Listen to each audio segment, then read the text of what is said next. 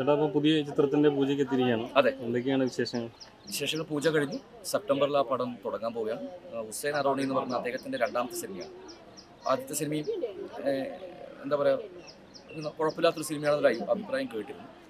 ഇത് ഒരു കോമഡിക്ക് പ്രാധാന്യം കൊടുത്തുകൊണ്ട് 3 ചെറുപ്പക്കാരുടെ അവരുടെ പേരായിട്ട് വരുന്ന 3 പെൺകുട്ടികൾ അങ്ങനെ വെച്ചുകൊണ്ടുള്ള ഫീൽഡ് വർക്കൊക്കെ ചെയ്യുന്ന അവരുടെ പ്രാരാബ്ദം അറിയാലോ. അങ്ങനെ വർക്ക് ചെയ്യുന്ന ആൾക്കാരുടെ ഒരു നമ്മളൊക്കെ വീട്ടിൽ വരാറുണ്ടല്ലോ എപ്പോഴും ഡോർ മുട്ടിയിട്ട് പല സാധനങ്ങൾ വിൽക്കാൻ. എനിക്ക് അങ്ങനെ തോന്നുന്നു. കഥ എനിക്ക് ഡീറ്റെയിൽഡ് ആയിട്ട് അറിയില്ല. അപ്പോൾ ഹുസൈൻ ഇങ്ങനെ പരിചയപ്പെട്ടതാണ്, ഒരു വേഷം ചെയ്യണമെന്ന് പറഞ്ഞു. തീർച്ചയായിട്ടും നല്ല സിനിമയായി മാറട്ടെ അല്ലേ.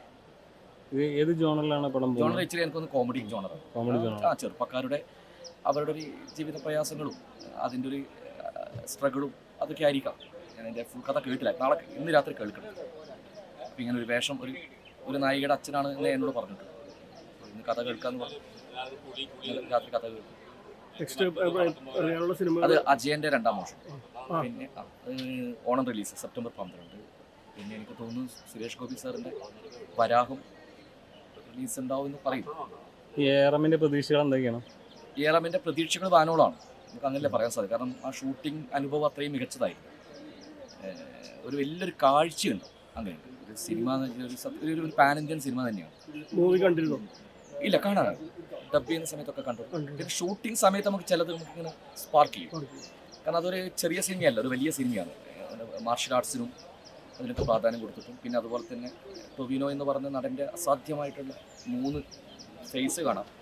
അദ്ദേഹം അതിനുവേണ്ടി ചെയ്യുന്ന ഹാർഡ് വർക്ക്, പിന്നെ അതിൻ്റെ ഡയറക്ടർ ജിതിൻ, അദ്ദേഹം ഒരുപാട്, പിന്നെ ജോമോൻ ടി ജോണെ പോലെ ഒരാളാണ് ക്യാമറ ചെയ്യുന്നത്. 3D ആണ്. പിന്നെ എൻ്റെ നാട്ടുകാരനും സുഹൃത്തുമായ സുജിത് നമ്പ്യാർ എന്ന് പറഞ്ഞാൽ അദ്ദേഹത്തിൻ്റെ ആദ്യത്തെ തിരക്കഥയാണ്.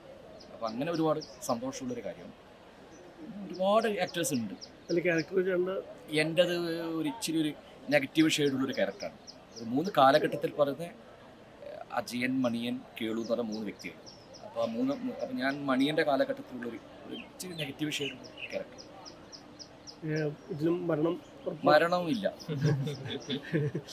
നിങ്ങൾ മരണം നടന്നാക്കിയില്ലേ? ഇല്ല ചേട്ടാ, അതുപോലെ തന്നെ ഈ ഹേമ കമ്മിറ്റി റിപ്പോർട്ടുമായിട്ട് ബന്ധപ്പെട്ട് ഒരുപാട് നടന്മാർ ഇപ്പോൾ സംശയത്തിന് നിഴലിലായിട്ടുണ്ട്. അപ്പം ആ പേര് വെളിപ്പെടുത്താത്തത് ഒരു മോശമായിട്ടുള്ള പ്രവണതയായിട്ട് തോന്നുന്നു. അല്ല, ഇത് ഫുൾ പറയേണ്ടത് അതിൻ്റെ അധികാരം മുഴുവൻ സർക്കാർ. ഇത് വളരെ കൃത്യമായിട്ട് നിങ്ങൾ ഇന്നലെ CMൻ്റെ പ്രസ് മീറ്റ് കണ്ടിട്ടുണ്ടെങ്കിൽ നമുക്കറിയാൻ പറ്റും.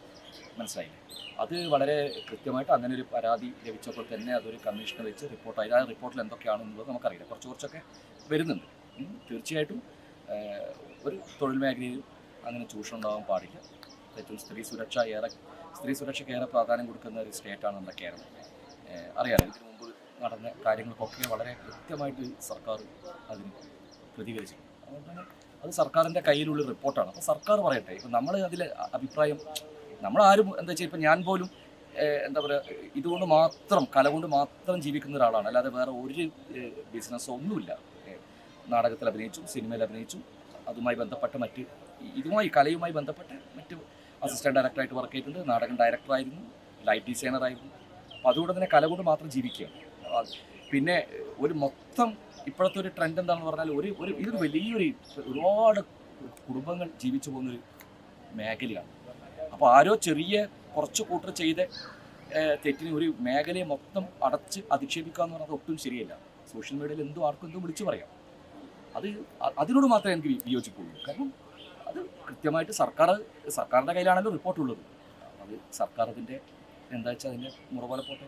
തെറ്റ് ചെയ്തവർ ആരായാലും ശിക്ഷ അനുഭവിക്കണം. ഇപ്പം ഞാൻ തെറ്റ് ചെയ്തിട്ടുണ്ടെങ്കിൽ തീർച്ചയായിട്ടും ഞാൻ ശിക്ഷ അനുഭവിക്കണം. അല്ലാതെ മറ്റൊരു തരത്തിൽ എനിക്ക് പറയാനില്ല. അത് സർക്കാരാണ് അതിൻ്റെ എല്ലാം ഇനി അങ്ങോട്ടുള്ളത് ചെയ്യേണ്ടത് സർക്കാരാണ്.